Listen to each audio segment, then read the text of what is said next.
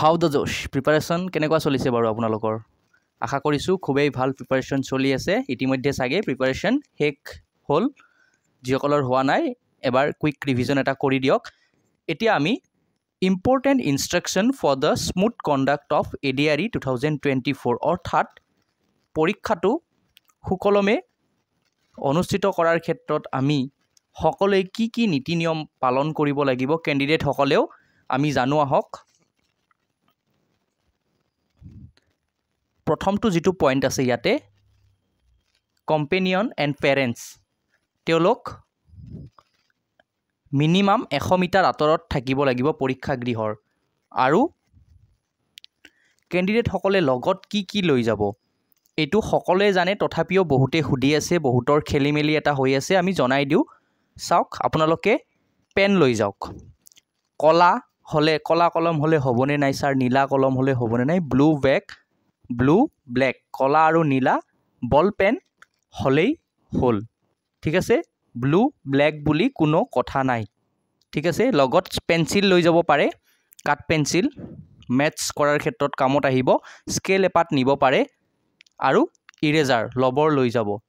Transparent scale জিপাত আছে কাছৰ scale বুলি যে আমি কওঁ কাছৰটো নহয় আসলে প্লাষ্টিকৰ স্কেল পাত সেই পাত লৈ যাব আৰু লগত ইৰেজাৰ লৈ যাব পাৰিব আৰু কি নিব পাৰিব আইডেন্টিটি কাৰ্ড যেনেকুৱা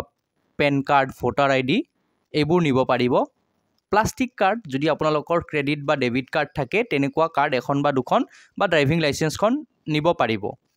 লগতে মিনিমাম এমাউন্ট অফ কেশ এতিয়া চাওক যিসকল প্ৰাৰ্থী দূৰত পৰীক্ষা দিব গৈছে ডেফিনেটলি তেওঁলোকৰ লগত 2000 1000 3000 লৈকে টকাটো থাকিবই লাগিব মিনিমাম সো সেইখিনি টকা মিনিমাম এমাউন্ট অফ কেশ আপোনালোকে লৈ যাব পাৰিব এতিয়া কোনোবাই 50000 টকা লৈ যাব খুজিলে লৈ যাব নোৱাৰে ঠিক আছে মিনিমাম এমাউন্ট অফ কেশ 1000 2000 এখিনি মিনিমামতে বুজায় ঠিক আছে হিমানখিনি লৈকে টকা লৈ যাব পাৰিব কাৰণ গাড়ীৰ ভাড়া বা ভাড়া কৰি আহিব লগাও হ'ব পাৰে তেনে ক্ষেত্ৰত যিসকলৰ বাইক বা স্কুটি নাই সো এতিয়া কি নিব নোৱাৰে মোবাইল ফোন সকলে জানে ভুলটো লৈ না যাব এবাৰ চেক কৰি লব নিজৰ চাওক কিছু মানে কি হয় মানে একেবাৰে সময় কম সময়তে মানে খেলিমেলিতে হয়তো মোবাইলটো পকেটত থাকিও যাব পাৰে এনেকুৱা নহয় যে আপুনি কিবা 2 নম্বৰী কাম কৰিবলৈ মোবাইলটো নিব হয়তো ভুলতে থাকি গল কিন্তু তেওঁলোকেতো ভাবিব 2 নম্বৰী কৰাৰ কাৰণে নিছে গতিকে এইটো ক্ষেত্ৰত নিজেই সাৱধান হোক লগতে আমি যেটো স্মাৰ্ট ওয়াচ সচৰাচৰ পিন্ধু হেতু লৈ না যাবে ঠিক আছে বাকি ইলেক্ট্ৰিক পেন সেন বাকি কিছুমান বেছি টিক্ৰম লগাব না লাগে মানে কেনেকে চিটিং কৰিম এইবিলাক মাথাত নানিবই গতিকে এইবোৰ নিনিবই সো ক্যালকুলেটৰটো ইউজ কৰিব নোৱাৰে আৰু এইবিলাক জানে আপোনালোকে পেন ড্ৰাইভ নিব নোৱাৰে এইবিলাক যেটো ইলেক্ট্ৰনিক যিকোনো বস্তু নিব নোৱাৰে এতিয়া বহুতে সুধিছে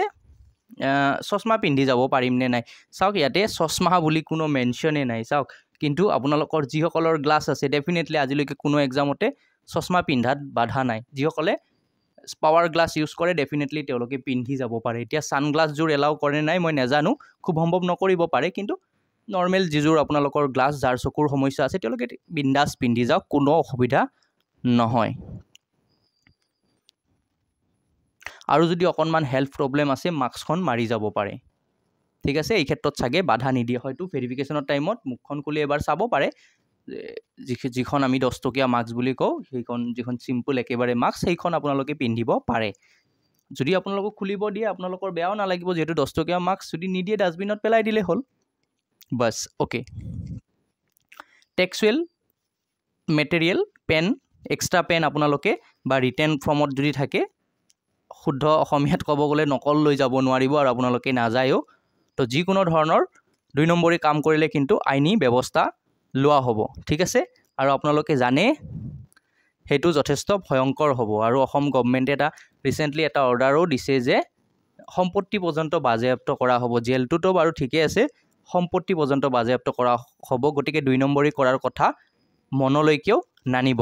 পৰীক্ষাত কি বস্তু নিব লাগে কি নিব নালাগে আপোনালোকক আমি ইতিমধ্যে অতি সুন্দৰভাৱে জনাই দিলো textual material calculator mobile phone electronic gadget বা ইলেক্ট্ৰনিক যিকোনো বস্তু বা 2 নম্বৰী কৰিব পৰা নকল বা তেনেকুৱা ধৰণৰ সামগ্ৰী আপোনালোকে লৈ না যাব কি লৈ যাব পাৰে ব্লু ব্ল্যাক দুটা কলমে চলিব পেন্সিল লৈ যাব পাৰিব স্কেল লৈ যাব পাৰিব ইৰেজাৰ লৈ যাব পাৰিব এডমিট কাৰ্ডখন লৈ যাব পাৰিব আইডেন্টিটি কাৰ্ড লৈ যাব পাৰিব ক্ৰেডিট বা ডেবিট কাৰ্ড যদি থাকে লৈ যাব, নাথাকিলে নাই। ড্ৰাইভিং লাইচেন্সো থাকিলে লৈ যাব পাৰিব, আৰু মিনিমাম এমাউণ্ট অফ কেছ যিখিনি আপোনালোকক গাড়ীৰ ভাড়া বা যিমানখিনি লাগে আৰু সেইখিনি আপোনালোকে কেছ, এটা মিনিমাম কেছ আপোনালোকে লৈ যাব পাৰিব। মিনিমামত আপোনালোকৰ 2000-3000লৈকে বুজাইছে, গতিকে ইয়াত চিন্তা কৰিব নালাগে। 500 টকীয়া নোট দুখন থাকিলে নিব পাৰিম নে নাই, বিন্দাছ যাওক, পাৰিব। 2000-3000 টকালৈকে কোনো প্ৰব্লেম নাই, আপোনালোকে লৈ যাওক। এতিয়া কোনোবাই 10,000 টকা বান্ডিল দুটা লৈ আহিছে লগত, সেইটো নিব নোৱাৰিব, ঠিক আছে। মিনিমাম এমাউণ্ট অফ কেছ বুজাইছে, কাৰণ 2000-1000 টকাটো মিনিমামতে বুজায়। আৰু যিকোনো আমি যদি যাওঁ বাহিৰত, তেনেহ'লে গাড়ী এখন ভাড়া কৰিলে আমাক তেনেকুৱা ধৰণৰ পইচাৰ প্ৰয়োজন হয়। আৰু কি পঢ়িব, নেক্সট এটা ভিডিঅ'ত আমি আপোনালোকক খুব ইজিলি এইটো ভিডিঅ'ত আমি জাষ্ট কি পৰীক্ষাত নিব লাগে নালাগে সেইটো কৈ আছোঁ। নেক্সট এটা ভিডিঅ'ত আমি সেই গোটেইখিনি কথা 6টা পইণ্ট আছে, আমি সেই 6টা পইণ্ট আপোনালোকৰ লগত ডিছকাছ কৰি আছোঁ। এইটো ভিডিঅ'ত ইমানেই আছিল, কি নিব লাগিব নালাগিব সেইটো এইখিনিয়ে আছিল। ভিডিঅ'টো শেষলৈকে চোৱাৰ বাবে অশেষ ধন্যবাদ। নেক্সট ভিডিঅ'ত আমি কেনেকুৱা ধৰণে প্ৰিপেয়াৰ হৈ যাব মেণ্টেলি, আৰু এই সম্পৰ্কে আমি অলৰেডি ধুনীয়াকৈ লিখিছোঁ, গতিকে আপোনালোকৰ বাবে সেই ভিডিঅ'টো কিছু সময় পিছত দি আছোঁ। আপোনালোকে সেই ভিডিঅ'টোৰ লিংক এই ভিডিঅ'টোৰ ডিছক্ৰিপশ্যনতে পাই যাব। ভিডিঅ'টো চোৱাৰ বাবে আপোনালোকক অশেষ ধন্যবাদ। জয় অসম। আৰু আপোনালোকৰ পৰীক্ষা ভাল হওক, তাৰ বাবে অল দ্য বেষ্ট আমাৰ ফালৰ পৰা। ভালকৈ পৰীক্ষা দিয়ক। ধন্যবাদ।